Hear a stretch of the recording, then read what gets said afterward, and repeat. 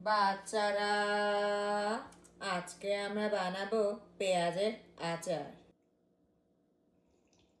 প্রথমে আমরা পেঁয়াজের মাথা এবং নিতম্ব কেটে খোসা ছাড়িয়ে নিব। এরপর আমরা চাক চাক করে কেটে নিব। চেষ্টা করবেন পাতলা পাতলা করে কেটে নিতে। সারা জীবন পেঁয়াজের মতো সবাই কাঁদিয়েই গেল। কাটা পেঁয়াজগুলো একটা কাচের বয়মে ভরে দিব। একটা হাঁড়িতে দিয়ে দেব 2 কাপ ভিনেগার, 2 কাপ পানি, 1 চা চামচ লবণ, 1 কাপ চিনি। আমি আবার টক খেতে পছন্দ করি না। মধ্যম আঁচে চিনিটা গলা পর্যন্ত নাড়তে থাকবো। চিনি গলে গেলে আমরা চুলা থেকে হাঁড়ি নামিয়ে ফেলবো। হালকা গরম থাকা অবস্থায় বয়মের ভেতর ঢেলে দিব।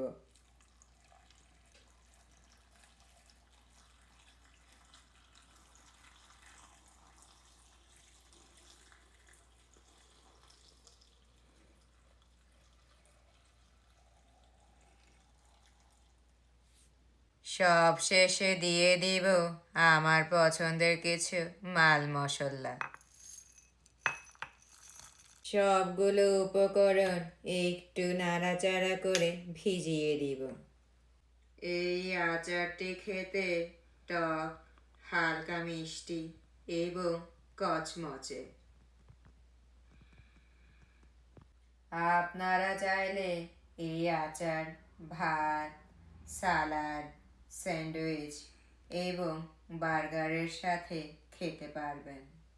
বয়মটা ঠান্ডা হলে ঢাকনা লাগিয়ে হিমাগারে রেখে দিব। চেষ্টা করবেন 24 ঘন্টা পর খাওয়ার।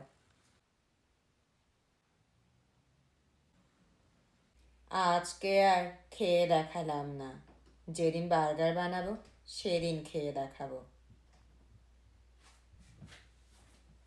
দেখুন 24 ঘন্টা যেতে না যেতেই কি সুন্দর বর্ণ ধারণ করেছে।